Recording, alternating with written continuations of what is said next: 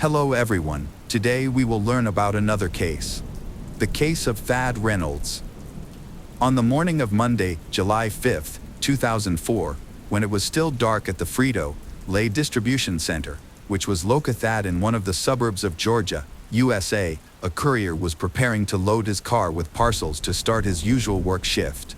As he approached the offices, he noticed something unusual. An unfamiliar man was quickly moving across the parking lot. The man looked around warily.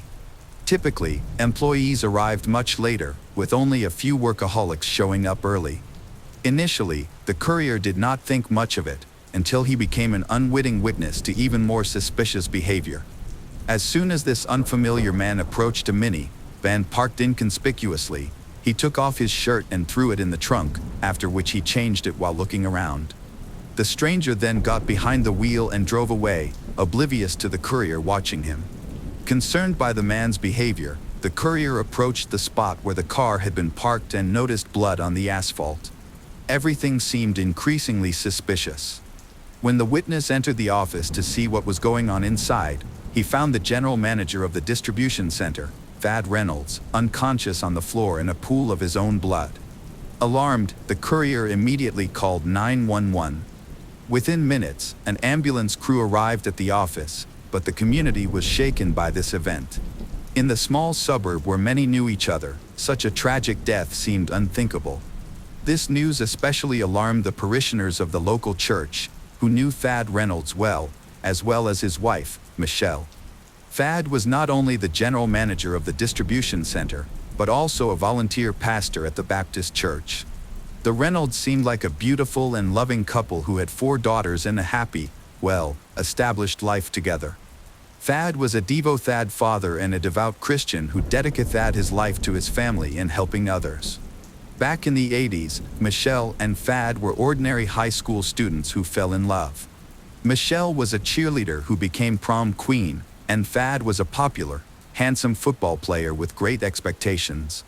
It seemed like they was made for each other. They were often referred to as Ken and Barbie. Both were very religious, as were their families. They married in a Baptist church in 1987, right after graduation. The newlyweds started their careers, with Thad working and Michelle as an assistant administrator. They dreamed of a beautiful house, a video camera, and going on a cruise. These goals were achieved quite quickly. In 1992, they welcomed a daughter, which brought significant changes to their lives. At that moment, Michelle became a housewife, wanting to be a loving mother and wife. During this period, she delved into everything necessary to cope with the growing needs of the family. It seemed like everything was going well, but in 1993, a year after the birth of their daughter, Michelle admitted that she wanted a divorce. It seemed that she saw some kind of liberation in this. However, Thad viewed the situation as a real tragedy. During this time, he stopped attending church. As a pastor, Thad struggled with what to do in this situation, but he received strong support from his parishioners, who prayed for him. Even so, Thad and Michelle divorced, and Thad was heartbroken. He could not come to terms with the situation and was persistent in wanting to win back his beloved. At first, she did not agree, and he tried to build relationships with other women but could not forget Michelle. Thad did not give up, and finally, 2 years after the divorce, his efforts bore fruit. Thad thanked the parishioners of the church for their prayers that had been answered. Thad and Michelle remarried in 1997, in the same church. They built a new house near Thad's parents' residence, where they had 3 more daughters. Once again, the Reynolds family appeared to be a loving family. The divorce from a few years prior seemed like just a misunderstanding in a distant memory. During this period, Thad received a promotion at work and became a regional manager at the Frito-Lay distribution center. Thad and Michelle became a model for local families with good income, a nice house, and homeschooled children. Thad's faith grew stronger. He sincerely believed that his prayers were heard by God and was very grateful to the local community. They were sociable and formed a wide circle of acquaintances.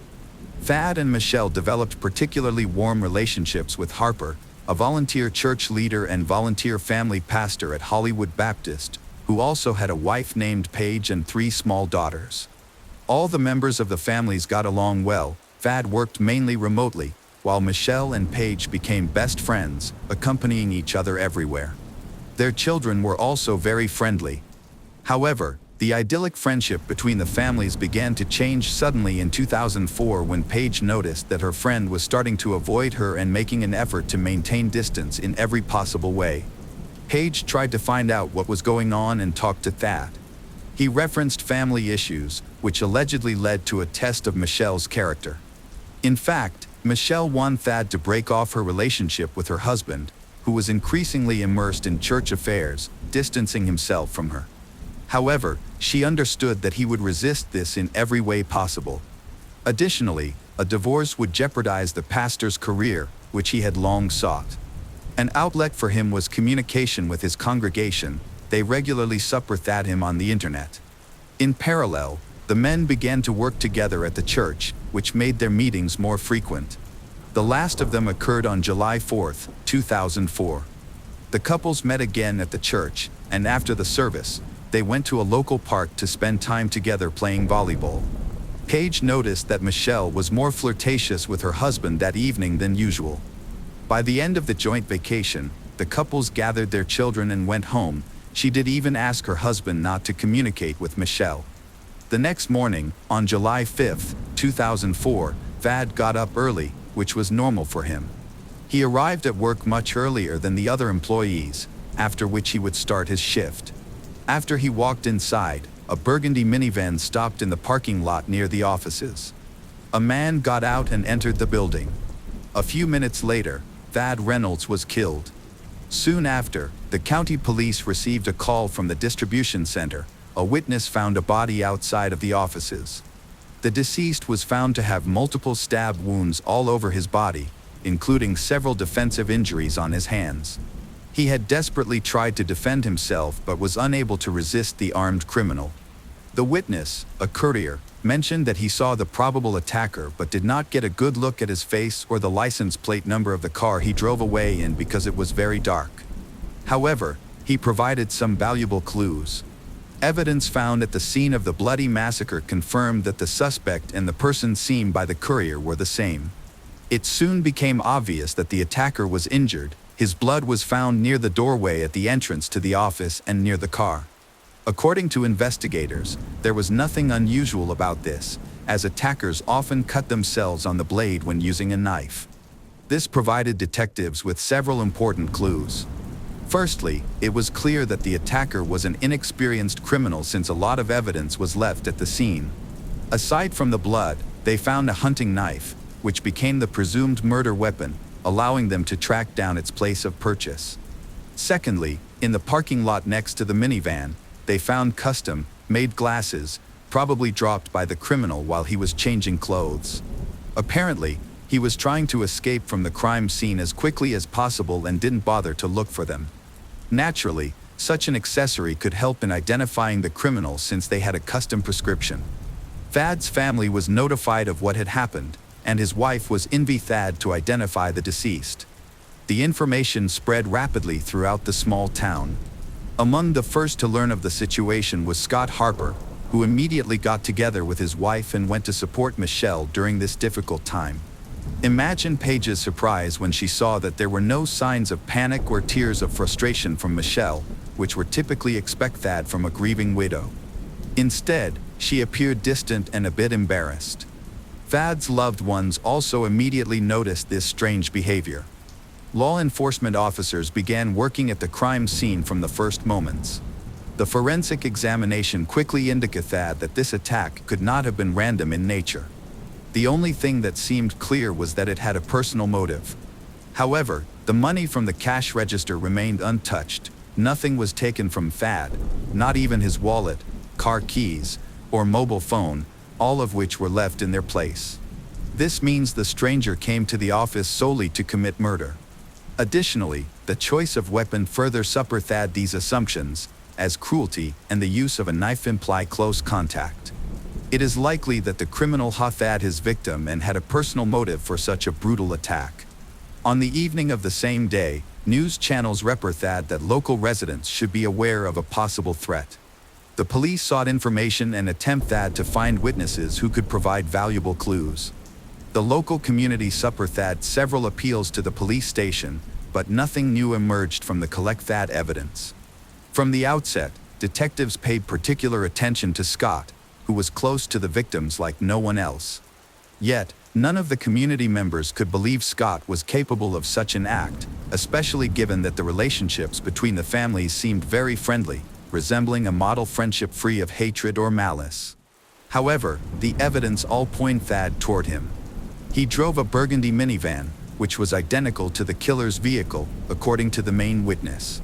Scott was promptly asked to come to the station and provide a statement. The reasons to pay attention to Scott turned out to be more than sufficient. It was revealed that another witness, who worked part-time installing, repairing telephone lines, had accidentally overheard a conversation between Scott and a woman, clearly not his wife, weeks before the crime. In that conversation, Scott even called her by name, Michelle. They flirted so openly that it was reminiscent of young lovers. Furthermore, Scott wore custom-made glasses, as everyone knew he had severe vision problems, making the accessory significant in identifying the criminal. They clearly had a motive to get rid of Thad, who was an obstacle to their happiness. Gradually, Scott Harper's wife began to notice unusual moments in his behavior. When reasonable suspicions arose, she became even more attentive. Firstly, Paige could not find her husband's glasses, which he always wore. Secondly, there were some bruises and scratches under his eyes from the glasses. In addition, there were bandages on his index and middle fingers, which he attributed to an injury received in the gym. The only thing missing was material evidence confirming Scott's involvement. The detectives expect Thad to find bloody clothes belonging to the killer, but it was all in vain. The search of Harper's house yielded no results. On Wednesday, July 7th, Scott was being interrogated at the police station. He attributed his injured hand to an accident at the gym, where he had crushed his fingers. Scott denied having had an affair with Michelle, also stated that he had lost his glasses and could not provide them to the detectives despite all persistent requests. He allegedly did not even have a doctor's prescription for their manufacture. Paige began to grow suspicious of her husband, but he stubbornly remained silent. According to Paige, he had been behaving strangely since Monday morning. Despite a whole list of circumstantial evidence, Scott was released from the police station. Naturally, this did not mean that the investigators took him at his word. It just took time to obtain warrants and gather more incriminating evidence. There were more inconsistencies. In particular, on the morning of the murder, he had sent Michelle a message in which he asked her to stop him if there was any doubt. She ordered him to act. These words sounded suspicious. It was believed that he was coordinating with his mistress. The detectives were in no hurry to bring Michelle in for questioning so as not to traumatize or scare her off. First, they wanted Thad to gather even more information, which led the detectives to Scott's workplace. The primary task was to check his computer. However, the correspondence had been deleted. Fortunately, a significant part of it was easily restored, which became a valuable source of information. The records showed that most of the messages from Scott were sent to Michelle Reynolds. He used his work computer to hide the correspondence from his wife. It all started as a routine discussion concerning the church youth group, but later the communication became increasingly personal. About a month before Thad's death, they began exchanging intimate letters regularly. They entered into a romantic relationship and planned to be together. Scott intended to leave his wife and move Michelle to Portland. While there were many ambiguous texts, there were no specific indications of malicious plans, making the situation complicated. On the day when Paige noticed that Michelle was somehow avoiding her, she was actually with Scott. This occurred during a trip related to church activities, but it did not prevent them from having sinful thoughts. The content of the letters revealed that Michelle desperately wants to break up with her husband, but Thad denied the very possibility of divorce. He was ready to do anything to keep his beautiful wife close to him, but it cost him his life. Detectives believe that, against this backdrop, Michelle realized that there was only one way to get out of this relationship: her husband's death. She did not want to shed blood with her own hands, so she sought the help of her lover. Clearly, Both experienced intense feelings for each other. In search of evidence, investigators checked Scott's browser history. It turned out that he was looking for information suggesting that he wanted Thad not only to get rid of his mistress's husband but also to remain unpunished. The police eventually managed to uncover one of the key emails in which they planned the attack, intending to enter through the window when there would be fewer patrols on the streets, thereby increasing the chances of going unnoticed. Michelle played an active role in this plan, coordinating the actions when Thad left for work early on Monday morning. She immediately called her lover to order the attack. Even despite the veiled phrases and coded messages, it was obvious that early in the morning of July 5, 2004, the tragic was meant to happen. By this point, the police had gathered enough damning evidence against Michelle and Scott. The first to be arrested Thad was Scott Harper, who was charged with first-degree murder with aggravating circumstances. Detectives hoped that he would inevitably turn on Michelle, but instead, his feelings appeared to be stronger than they expect, as he exercised his right to remain silent immediately after the arrest and refused to cooperate. However, Scott's confirmation was not necessary, as his work computer provided enough circumstantial evidence to also charge Michelle. She was arrested the same day following Scott's arrest. The detectives detained her while she was leaving her lawyer's office in the city center. She immediately refused to speak, citing her rights. When the parishioners of the church where Thad served found out that his wife and his best friend had conspired against him, everyone was shocked. They all remembered how Thad had asked everyone to pray for his wife during his life and had wished for her return after the divorce, completely unaware of the betrayal that had taken place. This could end in a bloody massacre at the hands of those closest to him. Sheath of a hunting knife was found right in Thad's office, led them to track it down to the moment of purchase in the store. Judging by the recordings from the surveillance cameras, it was Scott bought it, but now the murder weapon was missing. It was believed that the killer managed to dispose of it. Crime scene investigation results are available. The drops of blood at the crime scene turned out to be Scott's blood. Suddenly, the situation changed on July 13th when one of Scott's colleagues from the medical center where he worked contacted the police station. One of the IT department employees, who was concerned about Thad Reynolds' fate, decided to conduct his own investigation. He knew the layout of the buildings and the places where something could be carefully hidden. The object was small, and he immediately thought it was worth checking the niches under the floor through which communications and wires were laid to the office. Naturally, Scott knew about them, as he had worked in this department. To his surprise, the colleague found both the knife and bloody clothing, which he immediately reported to the police. On November 17, 2004, the preliminary stage of the hearings began, during which the order of the criminals' trials was evaluated. It was obvious that Michelle had a much better chance of avoiding imprisonment, as there was very weak evidence against her. All of it was indirect. In contrast, the evidence against Scott looked much more compelling, including the murder weapon and the bloody knife. The prosecutor believed that Scott had no chance of going unpunished, while new valuable details could come to light during the trial of the criminals. The police also found video recordings from the stores that Scott had visited Thad, located a salesperson who remembered the man who had bought the hunting knife. A prescription from Scott's eye doctor also appeared at the crime scene. As expected, it matched the glasses found there.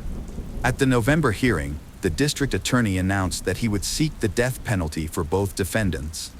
This was a clever move, as there was nothing significant against Michelle so far. The authorities hoped that Scott would be able to rectify this situation, realizing that he had nothing left to lose. It was assumed that the man would be offered a deal, which would be his only chance to avoid capital punishment. They believed that he was weak in spirit, otherwise, he would not have succumbed to the charms of Michelle, a seductress and manipulator. However, they were wrong.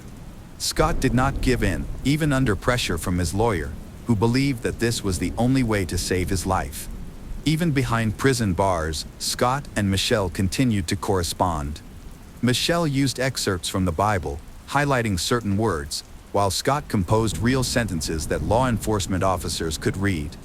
But these notes could not convince the jury, which would have been difficult. They continued to play their spy game, and they had plenty of time. cases involving capital punishment traditionally turn into lengthy legal maneuvering on the part of the lawyers.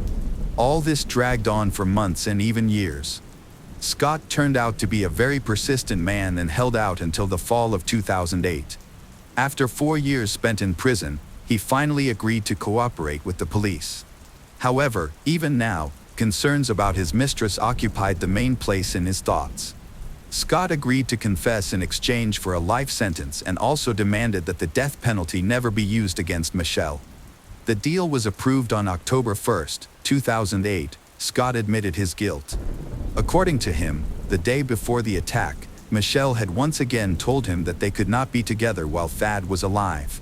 She had been turning her lover, Scott, against her husband for a long time, and in parallel, she was poisoning Thad with more harmful food that would kill him faster. Pressure was the last drop.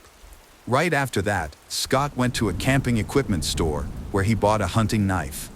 That same day, he had to deal with Thad, who usually stayed in the office later than everyone else. Scott and Michelle even went to a restaurant together, where he confessed to his failure, and then they planned the attack for the next morning. They kissed in the parking lot of the car like teenagers. When Scott arrived at Thad's office with a knife in his hands, he told Thad, "I want the same as you," and then attacked his friend. Interestingly, until this point, Michelle had never provided any testimony. By exercising her right to remain silent, her statements could be interpreted from different angles, making the trial against her a rather risky endeavor. In particular, her correspondence never directly addressed their intentions. Using encryption and veiled propositions, it was almost impossible to prove guilt beyond a reasonable doubt. During her 6 years in prison, Michelle Reynolds changed significantly and became unrecognizable. When she spoke to the police, however, her responses were still veiled offers. Michelle avoided direct answers, stating that she felt guilty because she had an affair that led to her husband's death. Of course, this did not satisfy Thad's mother, who simply wanted Thad to know why he had to die. Michelle had no answer. Michelle eventually pleaded guilty to involuntary manslaughter and was sentenced to 20 years in prison in January 2010. Richard Scott Harper pleaded guilty to murder and received a life sentence without parole. This tragedy left a bloody mark not only on the lives of two families but also on the congregation. The death of the pastor, who was so cruelly murdered at the behest of his wife, was one of the most disturbing and painful events for them. Now, regarding the repose of Thad's soul, this situation caused mixed feelings. Everyone remembered how they had prayed for the Reynolds to be together, but now they could not discern whether this was divine providence or a devilish joke. Hello friends, welcome to our channel. Today we're going to take a look at another horrible case with you. The case of Michelle Williams. Michelle was raised in Hurst, a suburb of Dallas, Texas, alongside her younger sister Laura. After their mother left to pursue a better life, their father took on the responsibility of raising them. However, he struggled to provide for the family, often relying on unstable construction work and seeking solace in alcohol. In an attempt to make ends meet, Michelle's father devised and carried out schemes to obtain easy money. He would take jobs at factories, intentionally injure himself, and collect insurance payouts. Although this tactic initially worked, it was eventually exposed with the help of CCTV cameras at one of his workplaces, resulting in his arrest and imprisonment. Growing up in an environment filled with deception and manipulation, Michelle became accustomed to a life of dishonesty. She desperately sought escape from this reality, but the lies and deceit had become ingrained in her way of life, making it difficult for her to imagine an alternative. Michelle longed to grow up quickly and leave her impoverished life behind. By the age of 15, she had developed into an attractive young woman, drawing attention from both her peers and older individuals.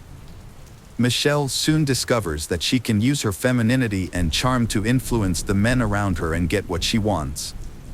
As a result, she enters a series of romantic relationships with various men. At 17, Michelle drops out of school and marries 16-year-old Kenneth O'Brien, telling him she's pregnant. Kenneth takes responsibility for his young wife and unborn child, joining the army to provide for them.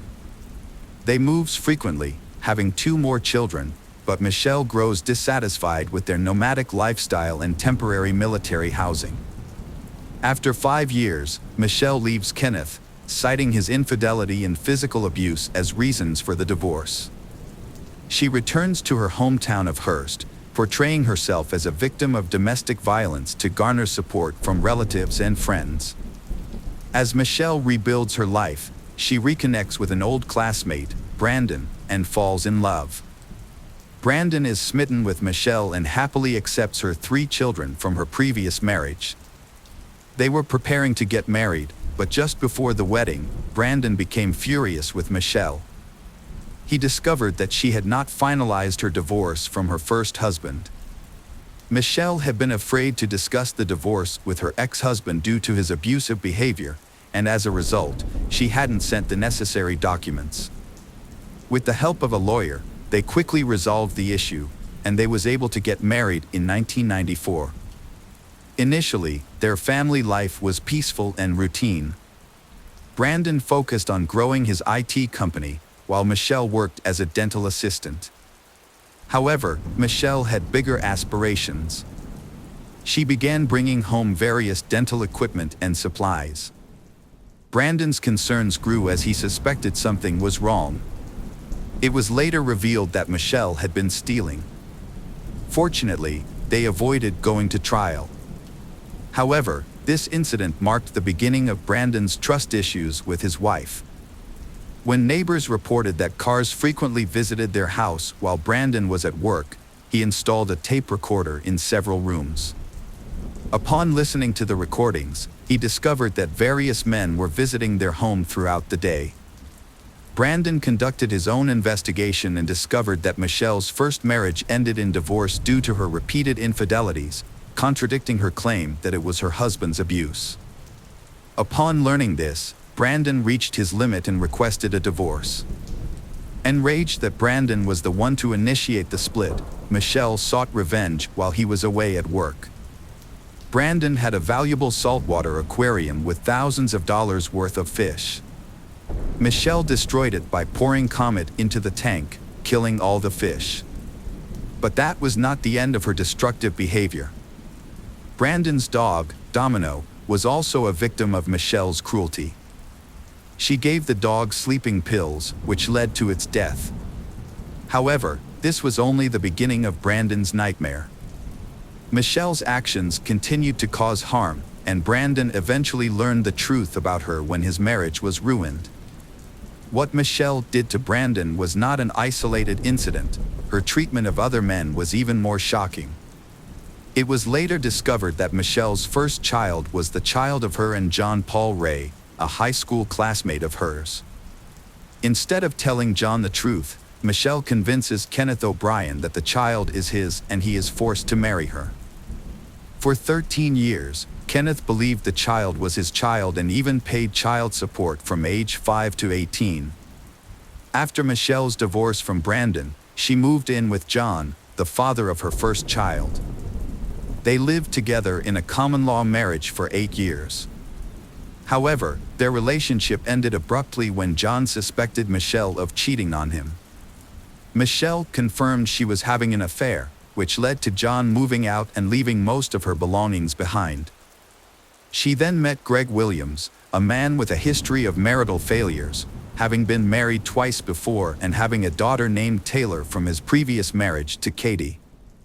After Greg and Katie's divorce in 2003, they shared custody of Taylor and maintained a good relationship, which made a formal child support agreement unnecessary. Greg was a successful and generous man who seemed like a perfect partner for Michelle. In 2007, Greg and Michelle had a daughter named Michaela, and they got married a year later. Their marriage seemed like the epitome of the American dream, with plenty of money, children, and love. Michelle appeared to have finally achieved the life she had always wanted. Greg came from a family with strong principles and had achieved success through his own hard work from a young age. He was a sports enthusiast and a black belt in martial arts. Both Greg and Michelle owned guns, which they kept in their home in Keller. Michelle kept a silver .40 caliber pistol in a safe, while Greg stored his black LAA .45 caliber gun, always loaded, in a case under his bedside table. Despite their differences, they was committed to making their marriage work. They regularly hosted birthday parties for their children from previous relationships at their home in Keller. Michelle's adult children frequently hosted barbecues and pool parties at their home, which was always filled with friends. Despite their idyllic suburban life and bright daughter, Michelle and her husband Greg didn't fit the traditional American couple mold. They had met through an online forum for those interested in bondage, domination, sadism, and masochism, and their raucous adult gatherings had drawn numerous complaints from their neighbors. On October 13, 2011, at 4:40 a.m., an emergency call was made by a frantic woman, claiming she and her husband had been attacked by an intruder. She reported being injured and her husband shot. Police quickly arrived at the scene and discovered a blaring television and a baby sleeping on the couch inside the house. Michelle's daughter was fast asleep and unharmed during the incident. However, Michelle's behavior raised suspicions among the police officers who arrived at the scene. Despite claiming to have just experienced a burglary and assault, Michelle appeared remarkably calm and composed. Her hair was styled, and she was fully dressed, which seemed inconsistent with her story. The police soon cordoned off the entire gated community and thoroughly searched the home. As the investigation progressed, Michelle was taken to the Keller Township Police Station for further questioning. Over several hours of interrogation, her account of the events began to unravel. Michelle initially claimed that an intruder, dressed in black, had struck her on the head with a wrench. She alleged that she fell to the ground but remained conscious and heard a gunshot. According to her, the intruder then fled through the back door. However, the evidence at the scene contradicted her story. Greg Williams, the victim, was found shot in the head while lying in bed. A .45 caliber handgun and a wrench were discovered near the back door, but the circumstances suggested that Michelle's account was not entirely credible. The investigation found no fingerprints on the weapons and no signs of forced entry. The family's valuables, including a large sum of cash, were left untouched. Security footage revealed that the only car to enter the gated community before the crime belonged to a newspaper delivery person. Michelle attempted to mislead the police by fabricating a story about the attack. She even went so far as to injure herself with a wrench and stage the scene. However, detectives noticed inconsistencies in her account. The discovery of the gun used in the crime, devoid of fingerprints, further raised suspicions. The final discrepancy was the untouched $20,000 in cash, which Michelle couldn't explain. While Michelle was unable to provide a reason for why her husband, a successful businessman and devoted father, would take his own life, she was able to justify her own actions. Michelle claimed she wanted to protect their young daughter from the painful truth about her father's death. She told the police that she had cleaned the gun and washed her husband Greg's hands to remove fingerprints, and then staged a fake home invasion before calling for help. This explanation seemed strange, but it explained why no evidence of an intruder was found. Michelle also admitted to using bleach to clean up the crime scene and hitting herself in the face with a wrench to make the attack look more believable. From the start, the police in Keller suspected that Michelle's story was not true, but at the time, they did not have any physical evidence that linked her to the crime. Michelle was arrested for lying to the police, but she was later released. Around 5 p.m. on the day of her husband's murder, Michelle visited her sister Laura's home. During the evening, Michelle cried occasionally, but her sister felt that Michelle's tears seemed insincere. Notably, Michelle didn't mention her late husband's name once. The next morning, when questioned by police, Michelle appeared to be in a great mood. She was well dressed, had styled her hair, and was wearing makeup. Despite the ongoing investigation into her husband's death, Michelle went out for breakfast at a popular restaurant.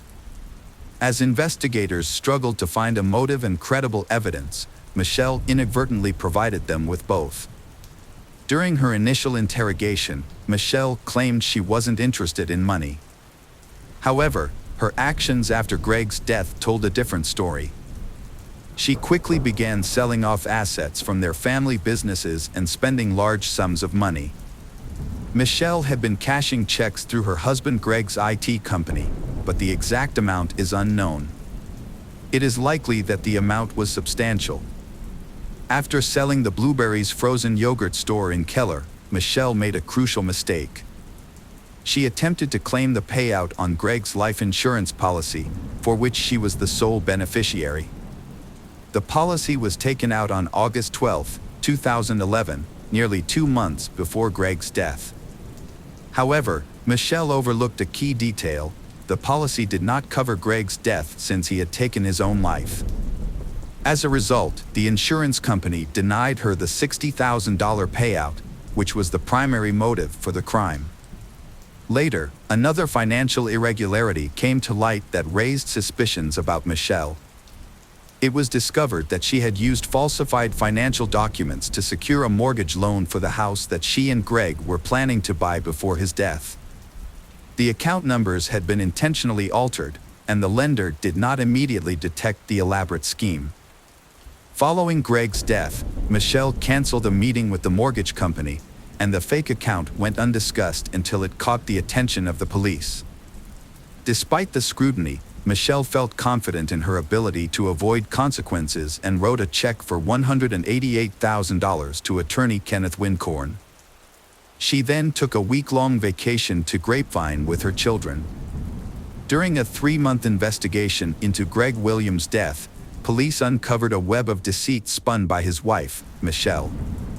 An autopsy revealed that Greg was shot from a distance of 12 to 18 inches.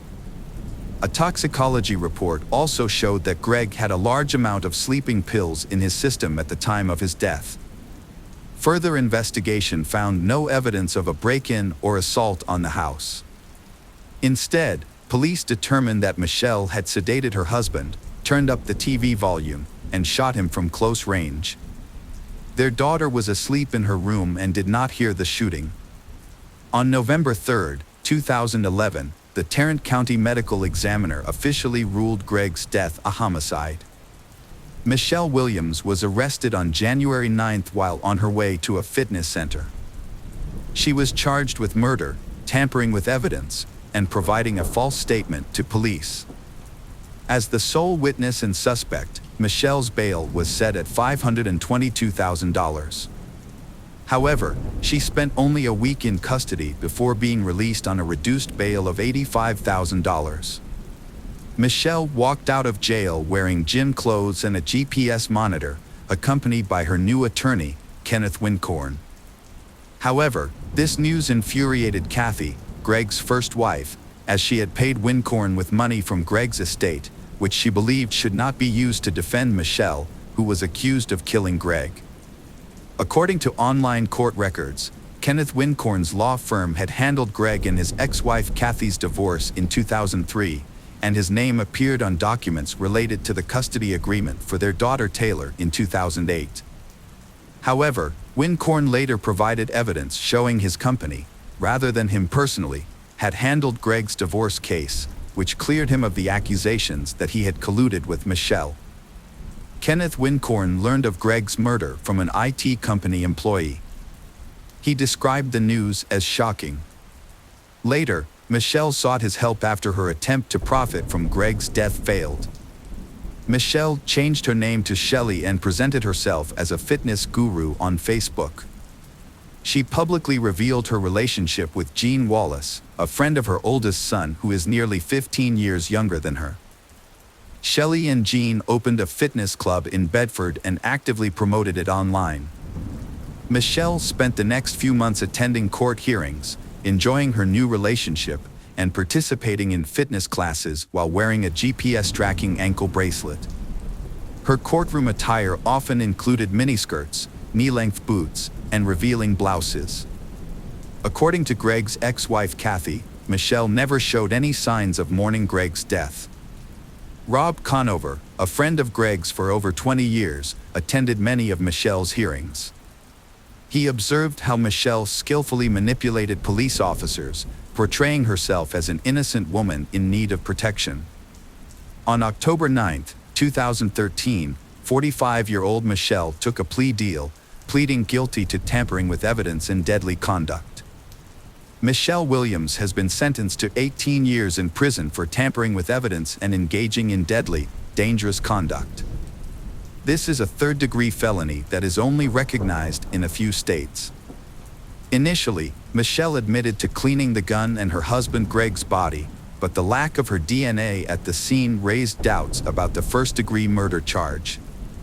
The trial of Michelle Williams, also known as Keller's Black Widow, has begun.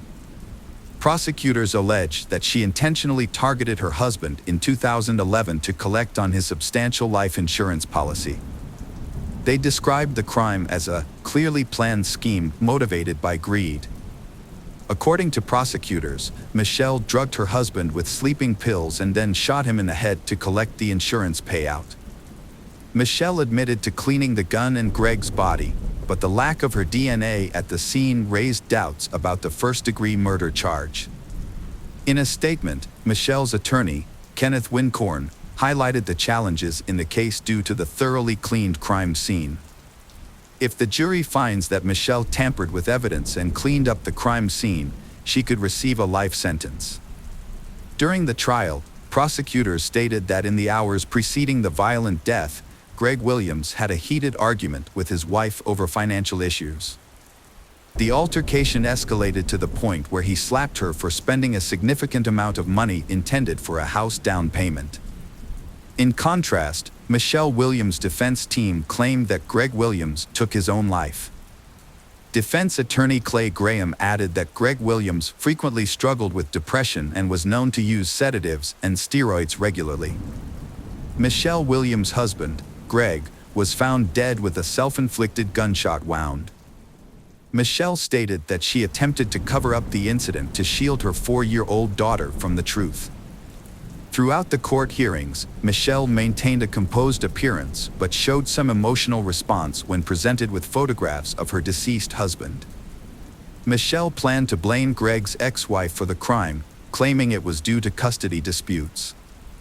However, this plan was flawed as there were no actual disputes. Michelle's adult son testified against her, revealing she had asked him to assist in framing Greg's ex-wife. After many hours of deliberation, the jury found Michelle guilty of tampering with physical evidence, a felony offense. She received a harsh sentence, 60 years in prison, with the stipulation that she must serve at least 30 years before becoming eligible for parole. Michelle has not expressed remorse for her actions and continues to evade full responsibility for her crimes. She is currently serving her time at Mountain View Prison in Gatesville, Texas. Welcome back, detectives. Let's dive into another horrible case, the case of Savannah Gray Wind. Savannah Gray Wind was born on August 9, 1995, in Burke County, North Dakota, to a family with a mix of cultural backgrounds. Her father is of European American descent, while her mother is a member of the Spirit Lake Sioux Indian tribe. Savannah had 2 brothers, Joy and Casey, and a younger sister, Kayla. Her parents, Norberta and Joe, were proud of their children. The family lived in Fargo, North Dakota, until Savannah was 9 years old.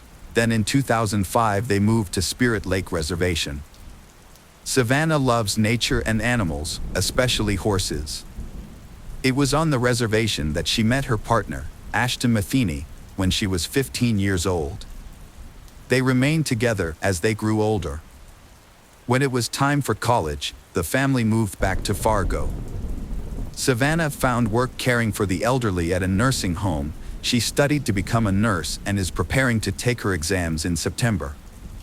She was expecting her first child and was excited to start her life with Ashton. They had found an apartment and planned to move in together in early September. However, at the time of her pregnancy, Savannah was staying with her parents on the bottom floor of a 7-unit, 3-story apartment building. The building was also home to Brooke Cruz, a 38-years-old woman, and her partner, William Hone, who rented an apartment on the third floor. Brooke's life was deeply affected by a past marked by hardship and complexity. The experiences turned her into a dark and emotionally disturbed person. Brooke had trouble managing her emotions and behaviors, often feeling anxious and angry. Brooke's fascination with mysticism and true crime stories began at a young age. As an adult, she studied the psychology of serial killers and attempted to understand their thought processes. Her writing reflected an obsession with human nature's darker side. Brooke saw two conflicting forces within people, good and bad, but her own life was a testament to the destructive power of unchecked darkness. By the time Brooke was 38, struggling with depression, physical illness, and exhaustion from toxic relationships that included regular physical abuse. Her fear of losing William was exacerbated by her inability to get pregnant. This desperate situation drove Brooke to think about committing a shocking crime, taking the life of a pregnant woman to take the baby for herself. After Brooke's arrest, investigators found a disturbing collection of books and notes in her apartment. The books covered topics such as forensic psychology, obstetrics, and law. Her notes listed items for a birthing kit, including scissors, blades, clamps, gloves, and an infant CPR bag. Brooke also had a stash of oxytocin, a hormone used to induce labor. Brooke grew up in a large family in Bradenton, Florida. Her parents divorced when she was young, leaving her mother to care for 7 children, including Brooke. While her family appeared to be well off, Brooke's diary revealed a difficult childhood that she tried to forget.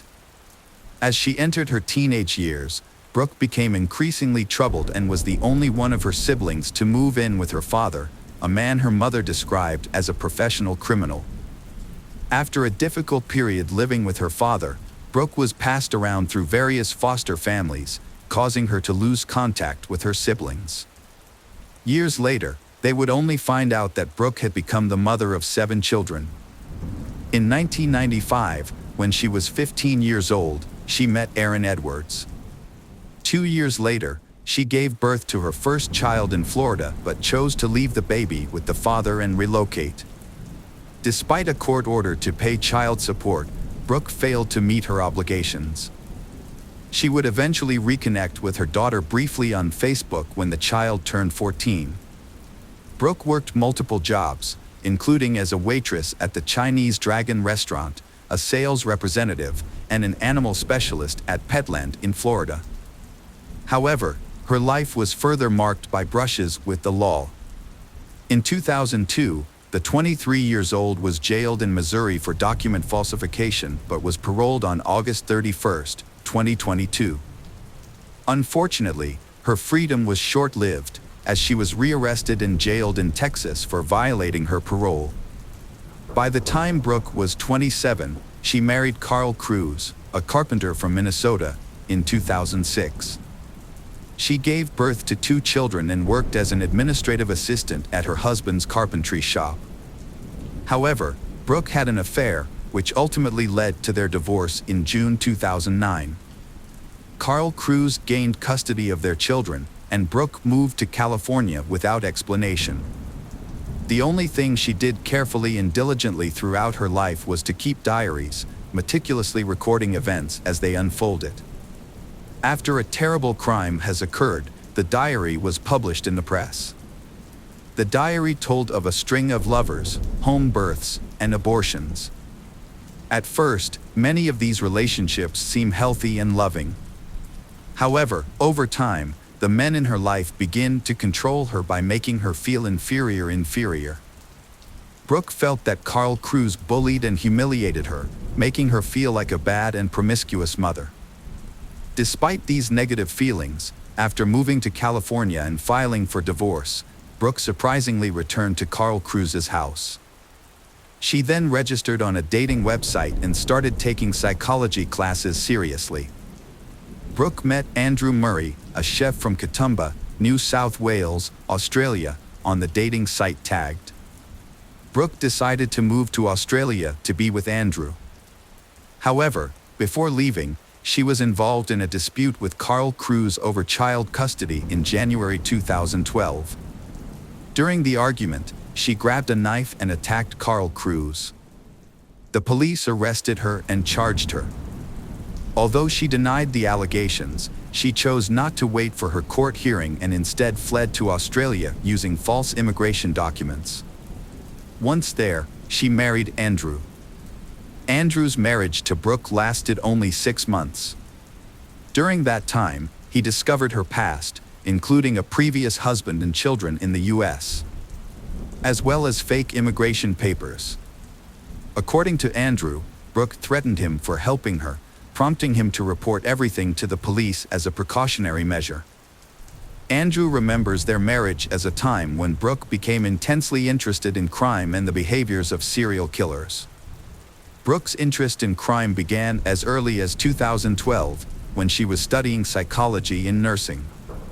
Her thesis focused on serial killers, and she spent a lot of time reading about them.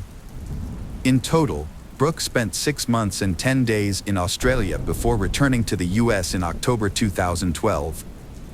However, after returning to the US, she became embroiled in a lengthy custody battle for her 2 children. Reconciling with Andrew might have given her a chance to start over, but instead, she met William Hone, a 28-year-old man with a history of child abuse, in late 2012. Brooke fell in love with William, a man who had been divorced twice.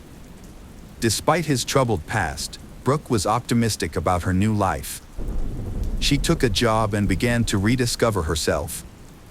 In 2013, Brooke decided to pursue a degree at Minnesota State University, enrolling in courses such as social behavior, psychology of deviant behavior, and research methods. She was particularly drawn to the psychology of serial killers, and her paper on the subject earned her top marks. Brooke's relationship with William was loving and kind at first, creating a peaceful home for their children. However, over time, the relationship became codependent, marked by joint substance abuse, and the problem is getting more and more tense. As Brooke's relationship deteriorated, her well-being suffered. She began to withdraw from her children, struggled in her job, and became increasingly fixated on her research into the darker aspects of human psychology. In 2014, Brooke's life and spirit changed dramatically after a series of terrible things happened to her. The specifics of these things are not disclosed, but they appear to have had a profound and lasting impact on her mental health. Brooke suffered a panic attack and was rushed to the hospital, where she was diagnosed with post-traumatic stress disorder. In the following year, Brooke's relationship with William began to deteriorate. She expressed her feelings of emptiness in her diary. She felt neglected, which led to her started to isolate herself from others. Brooke's physical and mental health continued to decline, and she was eventually diagnosed with a gallbladder disease. This led to a significant decline in her overall well-being, causing her to become reclusive and rarely leave her house. The situation took a turn for the worse when Brooke's partner, William, became violent. In May 2016, the police responded to a call and found that William had brutally beaten Brooke in the bathroom. He pleaded guilty to assault and was banned from approaching her. However, he failed to comply with the restraining order and was found in Brooke's apartment 6 months later. The relationship between Brooke and William continued, but it was no longer healthy. However, one issue remained: William wanted a child, while Brooke was unable to have one due to a 2011 abortion. In 2017, after a fight, Brooke fabricated a pregnancy to prevent William from leaving her. To convince him, she sent him fake proof, including a false ultrasound picture and a photo of a positive pregnancy test. Brooke found an online recording of a random baby's heartbeat and presented it to William, claiming it was the heartbeat of the child she carrying. In reality, there was no pregnancy. William had already shared with friends and family that Brooke was pregnant, and in an attempt to save face, he pressured her to actually have the baby. Brooke understood William's statement as a final decision and thought he was insisting that they adopt a child from someone else, specifically their pregnant neighbor Savannah, who lived 3 floors below them. Brooke, who had medical knowledge, began making a list of what she needed to induce labor. One Saturday afternoon in August, Brooke deceived Savannah by offering her $20 to model a dress, claiming it was one she was currently sewing. Savannah agrees and goes to Brooke's apartment, unaware of Brooke's true intentions. Meanwhile, Savannah had ordered a pizza, expecting to eat it when she returned home. Savannah did not return home at the expected time. The brother went upstairs to the apartment Brooke's around 2:30 p.m. and heard the sound of a sewing machine, but no one answered the door. A short while later, Savannah's father, Joe, also went upstairs and knocked on the door. Brooke, who was with Savannah, yelled out that they were still working on a dress and that Savannah was trying it on, which is why they couldn't open the door. When Norberta returned home, she found that the pizza was untouched. She texted her daughter several times but received no response. She then went upstairs to the apartment, where a neighbor informed her that Savannah had left a while ago after finishing her dress fitting.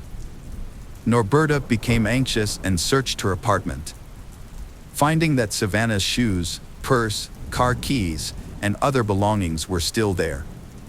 Savannah had been experiencing heat and swelling that made it painful and difficult for her to walk, so it was unlikely that she had gone for a walk.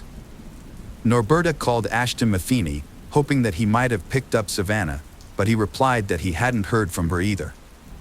Growing increasingly worried, Norberta called the police and began driving around the neighborhood, searching for her pregnant daughter.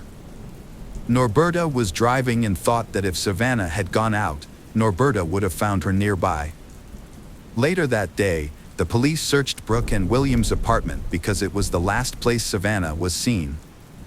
They allowed the police to enter and didn't interfere, but since the police didn't have a warrant, they didn't check inside closets or behind closed doors. The police informed Savannah's family that since she was considered an adult, she had the right to make her own choices.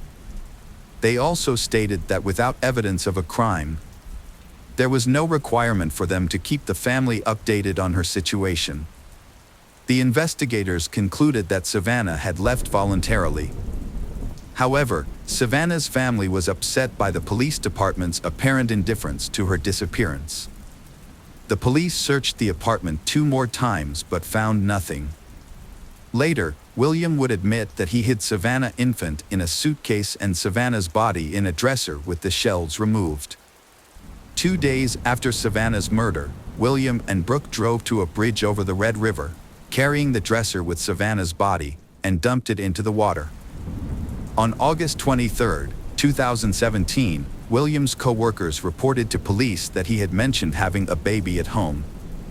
Around the same time, residents of the apartment building where Williams lived hearing a baby crying from apartment number 5, prompting them to notify the police. With this new information, officers obtained a warrant and conducted a thorough search of the apartment, where they found a live newborn baby girl. Brooke later revealed that Savannah had given her the baby.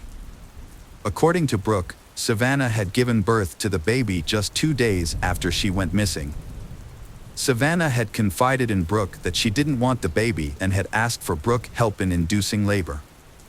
2 days later, at 3 a.m., Savannah arrived at Brooke's home with the baby in her arms and handed the infant over to her.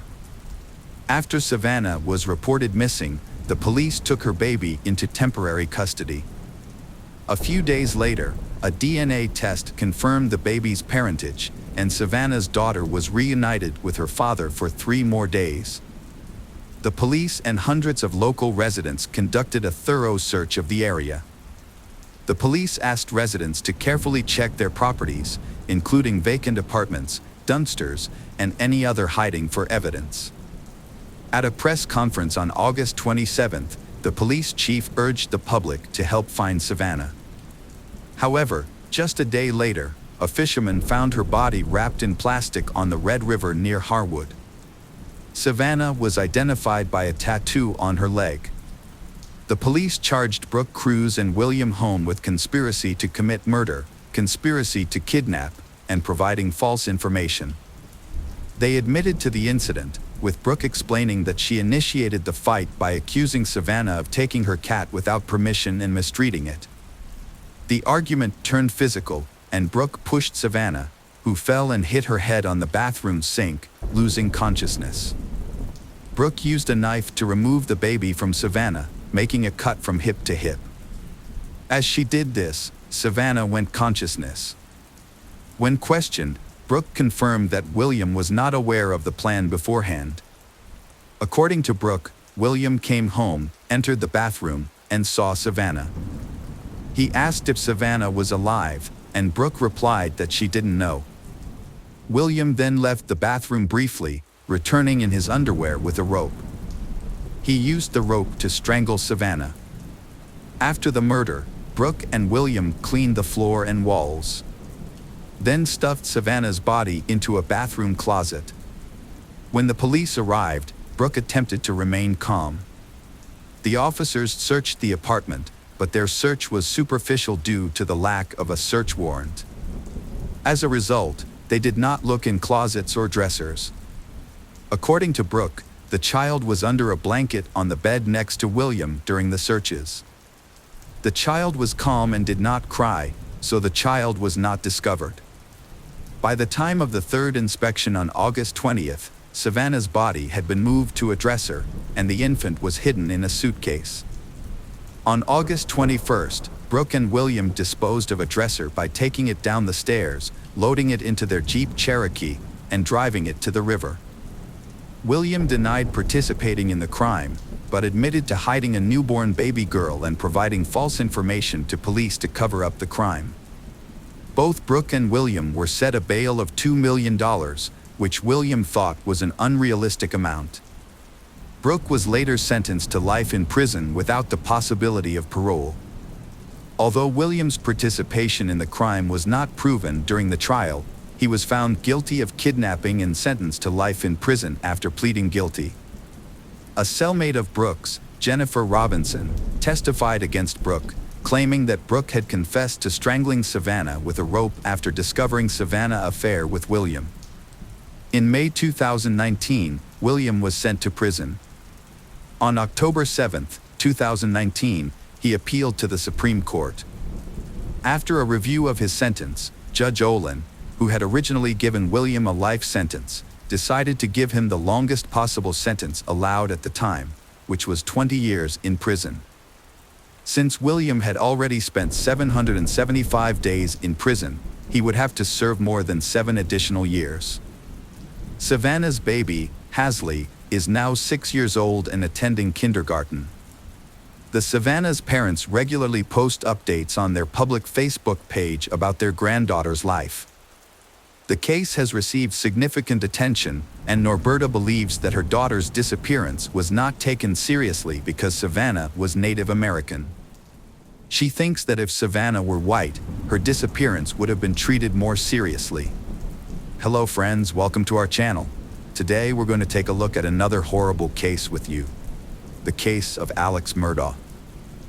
Richard Alexander Alex Murdaugh was born on May 27, 1968. His family, the Murdaughs, are a respected and well-connected family of lawyers who have dominated South Carolina's low-country legal system for over 100 years. 3 generations of Murdaughs served as district attorneys of the 14th Judicial Circuit from 1920 to 2006. But Alex's actions brought an end to their reign. The foundation of the family's later success was laid by Alex's great-grandfather, Randolph Murdaugh Sr., who founded the law firm Peters, Murdaugh, Parker, Eloth, and Dietrich, PMPD. Over the decades, the Murdaughs' influence grew so substantial that the Hamptons became known as Murdaugh County.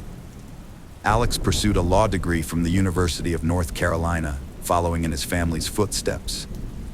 There, he met his future wife, Margaret Maggie Burrell, and they started dating in 1991. They got married 2 years later, on August 14, 1993, at the Second Presbyterian Church in South Carolina. Alex and Maggie had 2 sons, Richard Buster Murdaugh and Paul Murdaugh. Alex became a personal injury attorney with his family's firm PMPD, aiming to continue his family's legacy. However, unlike his predecessors, Alex misused the power and influence his family's firm provided, using it to conceal financial crimes, theft, and possibly even murder. For over a decade, his wrongdoing went unnoticed until his youngest son Paul was involved in a boating accident that resulted in a girl's death.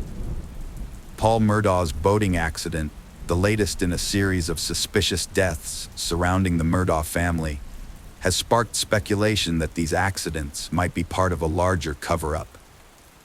The theory seems plausible, given the family's history and resources, especially considering how they handled Mallory Beach's death. On February 23, 2019, Paul Murdaugh drove the family boat to a party on Puka's Island. The 19-year-old, fresh out of high school, was accompanied by his girlfriend Morgan Dowie, Anthony Cook, Mallory Beach, and Miley Allman. They were looking forward to an unsupervised night of fun, starting with a house party and an oyster roast on the island. To ensure a fun night, Paul used his older brother's identity card to buy beer and hard liquor. The group departed from the Murdaugh River House around 7 p.m. By midnight, they were ready for more fun, so Paul suggested driving the boat to downtown Beaufort, where he and Connor had a few more drinks. At around 1 a.m., they headed back to the boat. As they walked back, a surveillance camera caught a tender moment between Anthony and Mallory. By this time, Paul had drunk a lot of alcohol, and according to the other passengers, he began acting strangely around 1:15 a.m. Once they were back on the water, the situation rapidly deteriorated. Paul's behavior became erratic, and the group started arguing with him. He was driving the boat in circles, clearly drunk. Anthony wanted to get off on a nearby rock, but Paul refused to let him. Morgan said Paul left the steering wheel multiple times to argue with her and Mallory, who was terrified. According to the GPS data from the onboard Garmin device, the boat's speed increased at some point. Paul was behind the wheel when the boat crashed into the Arur Creek Bridge at 2:20 a.m., despite his denial that he had been speeding. As a result, Mallory was thrown into the water. The others were also hurt, with Connor suffering a broken jaw and Morgan's hand being badly injured. Connor managed to call 911, and help arrived quickly. When the Beaufort County Deputy Sheriff arrived, he found the teenagers in a state of distress. Anthony was particularly agitated, having tried to rush towards Paul after witnessing the scene. The police investigation revealed blood in the main compartment of the boat and a large gash in the hull from the impact. It was clear that all the teens were heavily intoxicated. While Anthony was not taken to the hospital, the others were transported for medical treatment. Paul was the most agitated of the group, with a blood alcohol level of 0.243, significantly exceeding the legal limit. That night, Alex Murdaugh, Paul's father, was visible as he moved from one hospital room to another, attempting to calm them down and mitigate the situation. Following an 8-day search, the search party finally discovered Mallory's body, and the coroner's report stated that her cause of death was a combination of blunt force trauma to the head and drowning. Despite multiple eyewitness accounts, including Paul's girlfriend Morgan, who claimed Paul was out of control at the steering wheel on the night of the incident, he was neither arrested nor charged. This led to speculation that Alex Murdaugh had somehow manipulated the justice system to spare his son. In March 2019, the Murdaugh family faced a wrongful death lawsuit filed by Mallory's family. The lawsuit alleged that Paul's mother, Maggie, was aware her son was drunk when they went boating and had provided the necessary identification to purchase alcohol. It wasn't until April 18, 2019, which coincided with Mallory's 20th birthday, that Paul was charged with 3 felonies: boating under the influence, causing Mallory's death, and seriously injuring 2 other passengers. Paul pleaded not guilty and was released on a $50,000 bond. Unfortunately, Paul did not live to face trial as he passed away before the proceedings. This incident added to the tally of seemingly accidental deaths linked to the Murdaugh family. Additionally, the murder of openly gay teenager Stephen Smith has also been associated with the Murdaughs. Stephen was discovered dead on July 8, 2015, in the middle of a road in Hampton County, South Carolina, with blunt force trauma to the head. The initial ruling was a hit-and-run incident with no suspect arrested. However, Stephen's mother believed he was the victim of a hate crime, as he had been a classmate of Alex Murdaugh's oldest son, Buster, in high school, and there were rumors of a romantic relationship between them. Some people believe that Buster might have been involved in Stephen's death, and that the claim he was killed in a hit-and-run was fabricated to conceal the truth. However, it wasn't until March 22, 2023, that the South Carolina Law Enforcement Division reopened the case, declaring Stephen's death a murder, although no suspects have been identified. The Murdaugh family has also been linked to another tragic event, the death of Gloria Satterfield, their longtime housekeeper. On February 2, 2018, Gloria suffered a severe head injury after falling down the stairs at the family's Moselle residence. She died on February 26, 2018, due to complications arising from her injury. Alex Murdaugh claimed that his dogs ran to greet Gloria at the top of the stairs, causing her to trip and fall backward, hitting her head. However, no autopsy was performed to verify his account, and her death certificate lists the cause of death as natural causes. Gloria Satterfield's sons sued Alex Murdaugh for wrongful death, winning a $4.3 million settlement in 2020. However, they didn't get the money. Instead, Murdaugh and his friend, lawyer Corey Fleming, stole the payout, diverting it to Murdaugh's account without the sons' knowledge.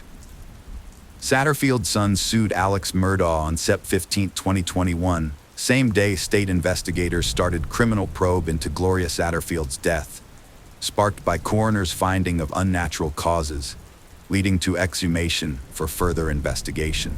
By September 2021, Alex Murdaugh faced financial and embezzlement charges after nearly a decade of fraud schemes, including a money laundering and painkiller ring with his cousin Curtis Smith. On September 4, 2021, Alex Murdaugh concocted a sinister plan.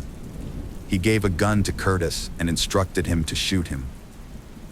The goal was for Alex's son, Buster, to collect a life insurance payout of $10 million upon Alex's death. Curtis followed the plan, pulling over where Alex had staged a fake flat tire and shooting him. However, the bullet only caused minor injuries, and Alex was able to call 911 himself.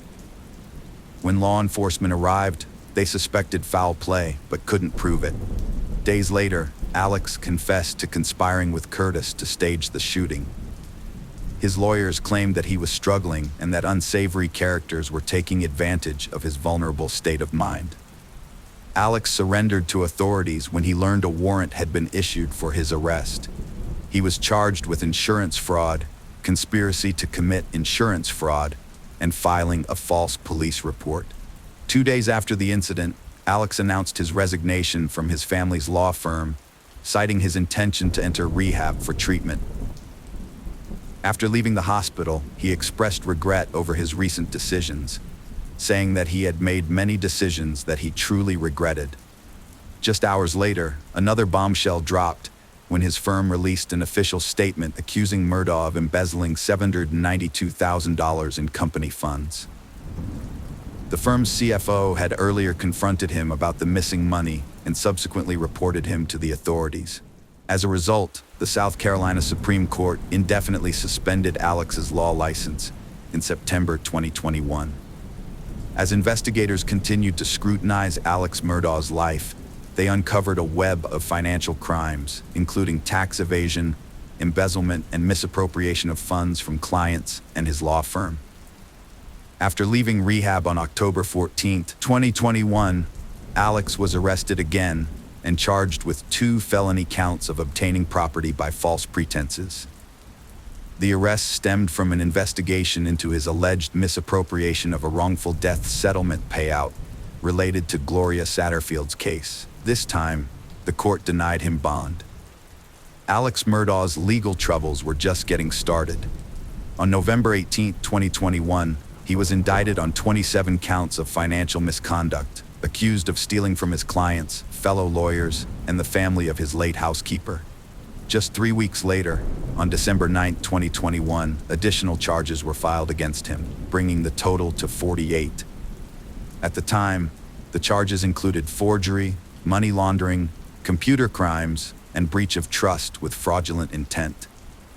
It was estimated that Alex had stolen over $6.2 million from his victims. The state's investigation into Murdaugh's business dealings took months to unravel, with new charges being brought against him almost daily. By June 2022, the number of charges against him had grown to 81. When Alex was formally disbarred on July 13, 2022, he faced a total of 84 criminal charges and 11 lawsuits.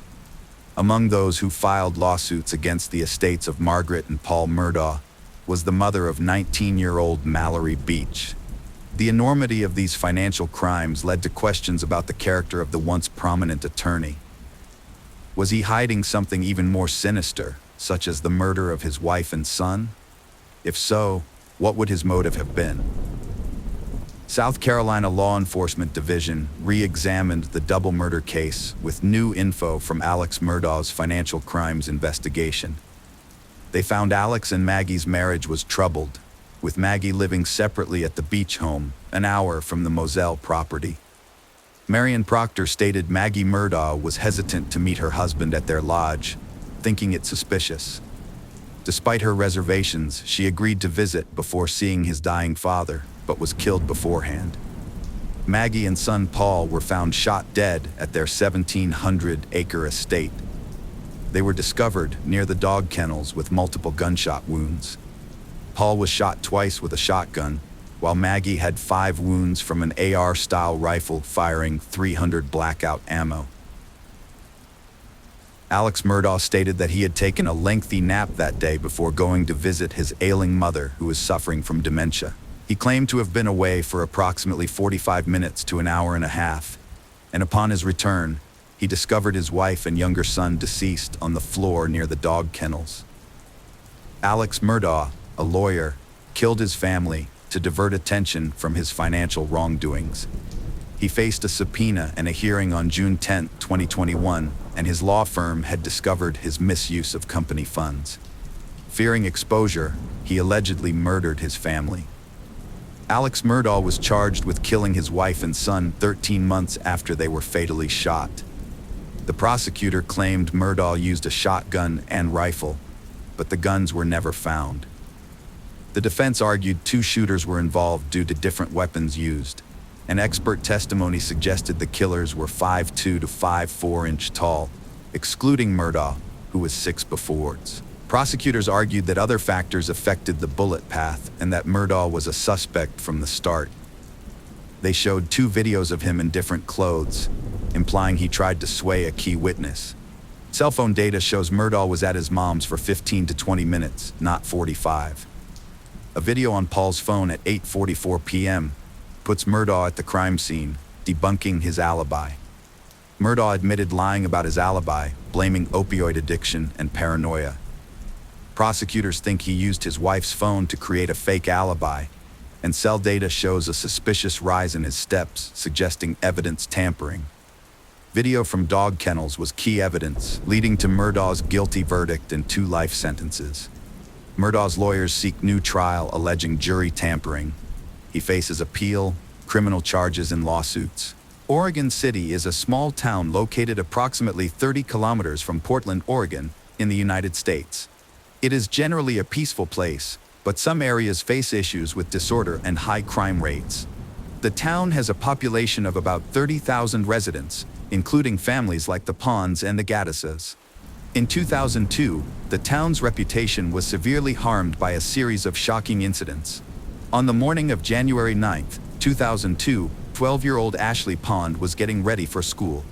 She had breakfast with her younger siblings and left her home at 8 a.m., heading for the school bus stop, an 8-minute walk from her apartment complex. She lived with her family in a low-income neighborhood, known for its industrial areas and frequent police presence due to domestic conflicts, burglaries, and other crimes. Ashley was a vibrant and talented girl who loved dancing and had plans to attend dance lessons after school that day. Her mother thought she would be home late because she had to attend dance class. However, by 6 p.m., Ashley still had not come home, which caused her mother to worry. First, she called the dance studio and found out that Ashley had not shown up for class. Growing increasingly alarmed, she began contacting Ashley's school and her friends. No one had seen her all day. Her friends mentioned that she hadn't even made it to school. This was unusual, as Ashley was a responsible and obedient student with no history of skipping school or running away. After exhausting all other options, her mother contacted the police to report that she was missing, providing a detailed description of her daughter. She was convinced Ashley hadn't run away and feared she had been abducted. However, detectives were initially skeptical. Ashley's mother had a troubled past. She struggled with alcoholism, had given birth to Ashley when she was only 16, and had several other children she often found difficult to care for. Some people viewed her as a bad mother, which may have influenced the initial reaction to Ashley's disappearance. Investigators initially assumed Ashley might have run away from her troubled home. However, many people who know Ashley do not believe that she would do that. At 12 years old, she is too young to make such a bold decision. Despite this, detectives did not treat the case as urgent. It was only after a week had passed that they began to suspect something serious had happened to Ashley. At that point, they started working on the theory that she had been kidnapped. Police reached out to her classmates, and, confirming their worst fears, they learned that she had neither been at school nor made it to the bus stop on the day she vanished. Over the following days, police searched the area around her apartment complex, utilizing trained dogs. Neighbors were questioned to gather any clues about her disappearance. Search teams, including community volunteers, were assembled, and detectives reviewed a list of approximately 90 local individuals with histories of abuse offenses. They also investigated suspicious residents known to have mental health issues and closely examined Ashley's online activity. Despite these efforts, no significant leads were uncovered. Complicating the matter is the fact that locals began reporting sightings of Ashley after she went missing. These claims were thoroughly investigated and dismissed as false. After a week of fruitless searching, authorities recognized the need for outside expertise. On January 18, 2002, 9 days after Ashley went missing, the police sought assistance from the Federal Bureau of Investigation, FBI. By this stage, investigators feared Ashley might not be found alive. The FBI immediately recognized the complexity of the case. There was no physical evidence, no witnesses, and no clear suspects. Ashley had seemingly vanished without a trace.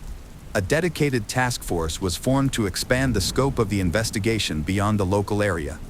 Thousands of flyers featuring Ashley's photo were distributed, while law enforcement continued interviewing teachers, neighbors, and relatives to gather any potentially useful information. These efforts successfully raised public awareness, generating new tips from the community. Unfortunately, many of these tips ultimately led investigators down several dead ends.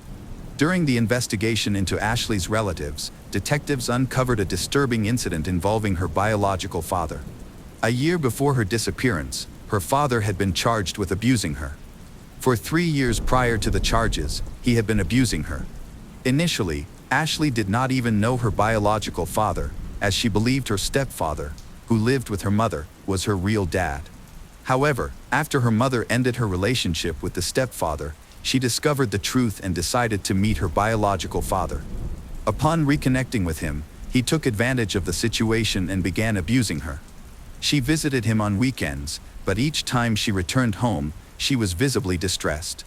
After enduring these visits for 3 years, she finally refused to meet him.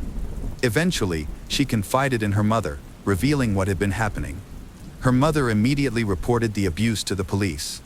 The case never went to trial because her father accepted a plea deal, which resulted in 10 years of probation. Investigators also considered him a suspect in Ashley's disappearance, but he was later ruled out after providing a solid alibi. Since April 2001, police have been called to Ashley's home several times for domestic conflicts and disputes. As the problems in her household escalated, she began spending more time at a neighboring house. Her classmate, 13-year-old Miranda Gaddis, lived there with her family. The two girls became close friends, attending the same school and frequently sleeping over at each other's homes. In August 1997, a man named Ward Weaver moved into a rented house on South Beaver Creek Street in Oregon City. His 12-year-old daughter, Mallory, became friends with Ashley and Miranda. All three girls were students at Gardner Middle School and attended the same dance class. Mallory's father, Ward, often drove them to school in the mornings. He is a 39-year-old man with a criminal record. He had previously served 3 years in prison for assaulting a nanny's child with a piece of concrete, and both of his ex-wives had accused him of domestic violence. At one point, one of Ashley's teachers noticed an alarming interaction. Ward kissed Ashley on the lips after giving her a ride. Concerned, the teacher reported the incident to the school principal. However, the matter was dismissed after the explanation that Ward likely viewed Ashley as a daughter and that the gesture was innocent. Over the summer of 2001, Ashley began spending even more time at Ward's house, sometimes staying there for extended periods. She even joined the Ward family on a 2-week trip to California. Upon returning from the trip, she confided to friends and teachers that Ward had harassed her. However, he denied the accusations, claiming that Ashley was lying and trying to defame him. He stated that he no longer wanted her in his home. Despite her allegations, no charges were filed against Ward. During the investigation, witnesses reported multiple instances of Ward behaving inappropriately toward Ashley. His daughter, Mallory, said there were times when he wouldn't let Ashley leave the house even if she wanted to. Despite these reports, authorities claimed there wasn't enough evidence to take action against him. Although Child Services received reports about the situation, Ashley refused to follow through with the complaints, making further legal action nearly impossible. After Ashley was eventually prohibited from visiting Ward's house, her emotional well-being, behavior, and school performance improved significantly. However, a few months later, she began visiting Ward's house again to spend time with her friend Mallory. By late December 2001, Ward's wife, frustrated with the circumstances, decided to leave their home. Less than 2 weeks after her departure, Ashley disappeared unexpectedly.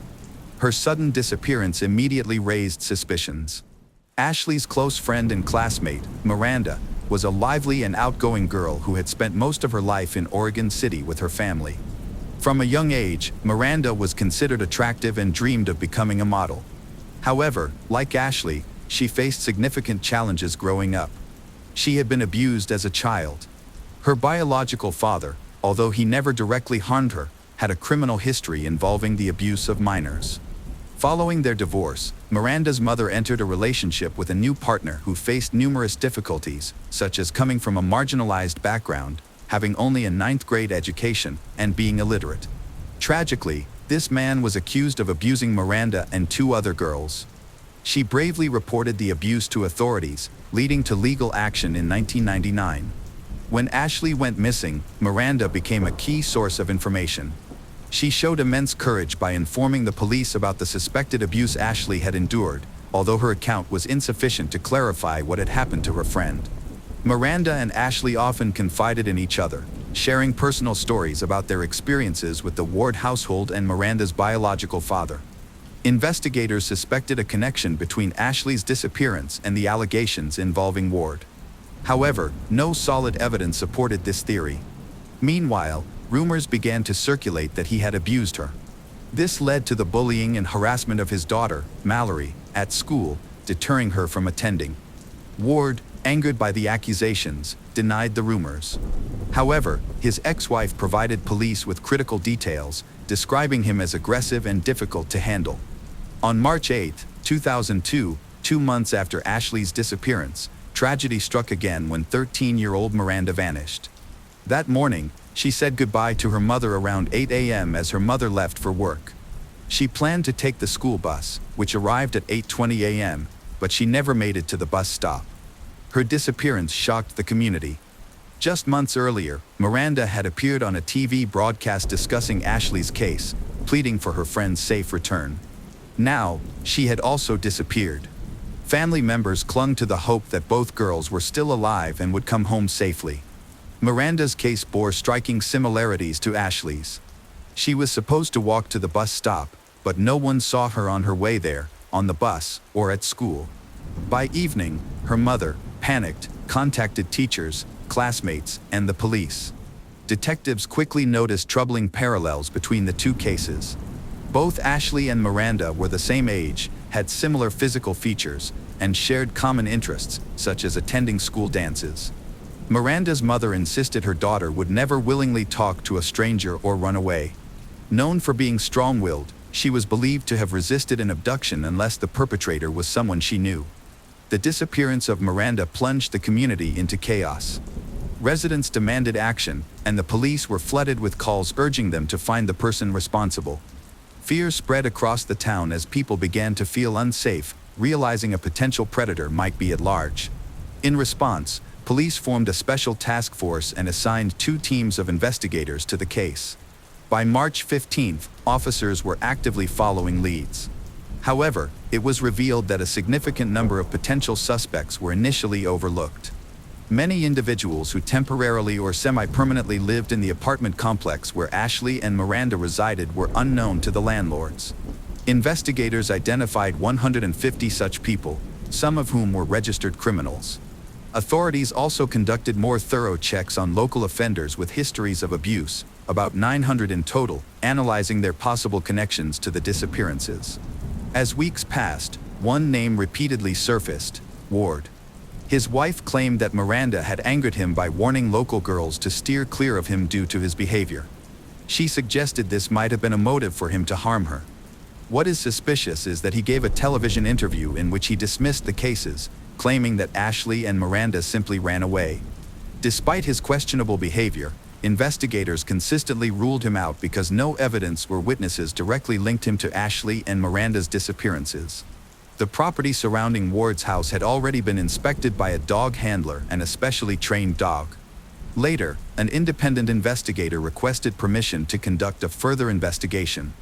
Permission was granted by the homeowner, but the owner specifically asked the investigator to avoid a concrete slab that had been poured in a distant section of the property. Importantly, when the dog trainer brought the dog near the area, the dog indicated that there might be a body buried nearby. This information was submitted to the city police department in a report. However, since the dog handler was independent, further verification was required. Upon reviewing records, detectives discovered that Ward's father had a history of violent crime. He had buried one of his victims under a concrete slab in his yard. Despite this revelation, detectives did not launch a large-scale search of the property. Months have passed since Ashley went missing, and there are still no clues as to her whereabouts. Many began to fear that the mystery of the 2 missing friends, Ashley and Miranda, would never be solved. Throughout this period, Ward consistently refused to provide any information. Unexpectedly, on June 30th, Ward agreed to speak with the media. He stated that he had no knowledge of what had happened to Ashley and Miranda, but admitted that he had become the primary suspect. The FBI identified several reasons for this. First, Ashley had previously accused Ward of molesting her. Second, he failed a polygraph test. Additionally, during questioning, he revealed that his father was on death row in California for murdering a girl and her boyfriend. Ward also shared details about his troubled childhood, stating that his father abandoned him at the age of 4 and subjected him to severe abuse. When Ward grew up, he reportedly directed his anger toward his younger siblings. Detectives suspected that he might have followed in his father's criminal footsteps. His media interview led investigators to reevaluate the evidence, reinforcing suspicions of his involvement in both disappearances. This prompted public outrage, with many questioning why Ward had not yet been arrested. Despite the failed polygraph test, the motives, and various suspicious circumstances, detectives felt they lacked enough evidence to charge Ward. Others had also failed polygraph tests, and Ward had allowed police to search his property multiple times, appearing cooperative. These factors contributed to the lack of action against him. By midsummer of 2002, police investigators were still hard at work, examining over 1,200 men for potential links. However, the case ultimately reached a standstill. The FBI announced a $50,000 reward for any information that could aid their investigation. The city administration contributed $10,000, and the owners of the residential complex where Ashley and Miranda lived added another $5,000. Despite these efforts, the search did not progress. Agents repeatedly appeared on television, urging citizens to report suspicious activity and highlighting the possibility that the girls might still be alive. However, these appeals yielded no significant leads. The breakthrough occurred on August 15, 2002.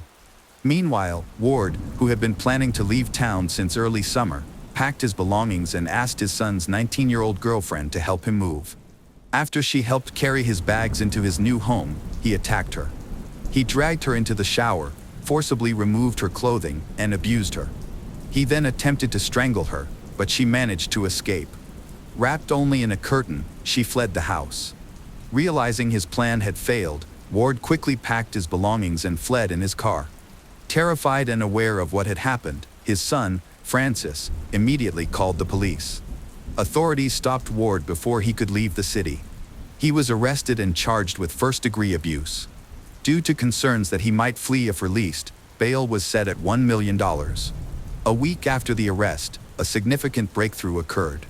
Francis, Ward's 24-year-old son, went to the police station and revealed that his father had confided in him before fleeing.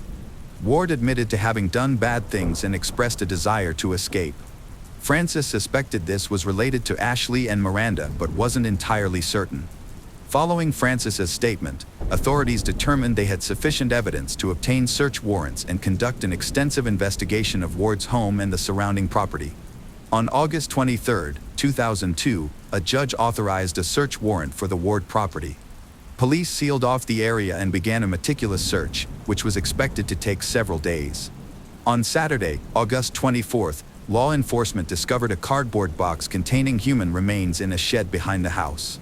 Due to the condition of the remains, it was unclear how long they had been there, and identification would take additional time. Meanwhile, approximately 40 FBI and state police agents continued to examine the property. During the search, investigators determined that special construction equipment was necessary to excavate a concrete slab that appeared to have been poured after Ashley's disappearance. The following day, beneath the slab, they uncovered a barrel containing another set of human remains. Upon hearing this development, Ward's ex-wife expressed her outrage. She asserted that she had been convinced from the beginning that Ward was responsible for Ashley's death. Months before Ward's arrest, she had contacted the FBI, urging them to investigate him more thoroughly. She expressed fury that the delay in taking action may have allowed another victim, Miranda, to be killed. Authorities now believe that both Ashley's and Miranda's remains had been discovered on Ward's property. Ward's ex-wife also pointed out suspicious circumstances surrounding the concrete slab. She explained that the slab had been poured hastily in the middle of the night, immediately after Ashley's disappearance, which seemed unusual. Ward had claimed he planned to install a jacuzzi on the slab, but the jacuzzi never materialized. He never offered an explanation for the urgency of the construction. Within days, the remains that were found were identified as those of Miranda, Ashley's missing friend. The barrel contained Ashley's body. The hopes of their loved ones for their safe return were shattered instantly. Charges, including murder with aggravating circumstances, abuse, and second-degree abuse of a corpse, were filed against Ward in the weeks that followed. These charges were added to an existing case related to the abuse of his son's girlfriend. It also came to light that Ward might be linked to another abuse case dating back to July 2002. Prosecutors argued that the death penalty was warranted in this case. After analyzing the remains, investigators determined that both Ashley and Miranda had endured brutal violence, though the exact cause of death could not be established. Beatings, gunshot wounds, stabbing, poisoning, and strangulation were all ruled out. Ashley's body, mummified and frozen in a fetal-like position, was found fully clothed. A white rope had been tied in a specific manner around her arms, legs, and neck, resembling the position in which Miranda's body was discovered. Both bodies were wrapped in multiple layers of plastic and tightly bound. Investigators speculated that Ashley and Miranda had been kept in a freezer at the house for an extended period. Ward's fingerprints were found on the materials used to conceal their bodies. A toxicology report revealed that Ashley had a high level of alcohol in her system, equivalent to consuming 5 servings of whiskey or similar liquor shortly before her death. Miranda's body contained a lower concentration of alcohol. However, the exact amounts consumed remained unclear, as decomposition naturally produces alcohol over time. Ashley might have lost consciousness due to drinking, and it was believed that Ward had forced her to consume alcohol. It was later revealed that, just before Ashley's disappearance, Ward had attempted to get both Mallory's daughter and her friends Ashley and Miranda drunk. While the exact cause of Ashley's death could not be determined, the task force had to examine several possibilities to present in court. These included alcohol poisoning, suffocation, using a pillow, hand, or a technique that cut off blood flow to the brain, asphyxiation, confinement in a sealed container, or the use of rare illegal substances or poisons that were difficult to detect in toxicology tests. Following Ward's arrest, he continued to speak to reporters, proclaiming his innocence. He presented autopsy reports to support his claims, arguing that since prosecutors could not identify the exact cause of Ashley's and Miranda's deaths, they would not be able to prove his guilt. He also suggested that someone else might have buried the bodies on his property to frame him. However, the prosecution had substantial evidence against him, including accusations of abuse, Ashley's previous statement about harassment, testimony from other victims, and circumstantial evidence.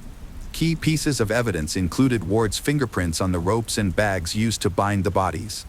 Furthermore, prosecutors pointed out that Ward's father had been on death row for committing a similar crime. When the judge became aware of Ward's interactions with the media, a gag order was issued to ensure a fair trial. Despite this, Ward contacted a reporter, claiming that the judge could not stop him from exercising his free speech, a statement some interpreted as defiance. On April 22, 2004, shortly before the trial, Ward's lawyer submitted evidence suggesting that he had been mentally unstable at the time of his arrest. Ward had carved his daughter's name into his arm, inflicted injuries on his chest, and repeatedly banged his head during altercations. He maintained that he was being imprisoned simply for disciplining his daughter. A defense psychiatrist diagnosed him with severe depression and narcissistic personality disorder. However, the prosecution's psychiatrist argued that Ward was exaggerating his symptoms. Ward's erratic behavior in jail eventually led to his placement in solitary confinement. He was prescribed high doses of antidepressants and, due to his mental state, was transferred to a psychiatric hospital. The trial was temporarily suspended while professionals evaluated whether Ward was feigning his symptoms. By late summer of 2004, psychiatrists deemed him mentally competent to stand trial for murder and other charges. Fearing a death penalty conviction, Ward's lawyer negotiated a plea bargain with the prosecution, a choice supported by Ashley's and Miranda's families. On September 22, Ward pleaded guilty to 7 of the 17 charges against him, including murder with aggravating circumstances, abuse, and abuse of a body. He was sentenced to 2 consecutive life terms without the possibility of parole. As part of the plea agreement, the death penalty was dropped.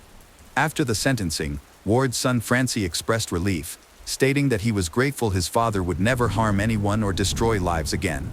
However, Ward refused to disclose where and how Ashley and Miranda had died, leaving their families desperate for answers. In 2009, Miranda's younger sister visited Ward in prison twice in hopes of obtaining the truth. She believed this was the only way to find closure and peace. During the second visit, Ward admitted to killing both girls, describing how he had strangled them with his bare hands and buried their bodies on his property. Disturbingly, he boasted about successfully hiding their remains to avoid detection by authorities. Shockingly, he told Miranda's sister that if she had been older at the time, he would have likely killed her too. Ward was incarcerated at the East Oregon Correctional Facility, along with 4 other inmates. This section of the prison is specifically designated for individuals convicted of severe crimes, with inmates kept isolated from one another for safety reasons. Despite these precautions, the measures proved insufficient. On March 4, 2007, an inmate working as a barber attacked Ward. Inmate barbers in correctional facilities are required to use electric razors for safety, but he wielded a homemade razor and stabbed Ward in the neck. Security intervened, apprehending him and saving Ward's life. The exact motive for the attack remains unclear, though it is believed to be connected to Ward's criminal history. On February 14, 2014, Ward's son, Francis Weaver, who was 31 years old at the time, was arrested and later convicted of murdering prohibited substance dealers in Canby, Oregon. He was sentenced to life in prison. This crime marked yet another act of violence linked to the Weaver family, making it the 3rd consecutive generation of men in the family associated with murder. In 2019, following an executive order from California's governor imposing a moratorium on the death penalty, Ward had his death sentence commuted to life imprisonment and was transferred to the general prison population.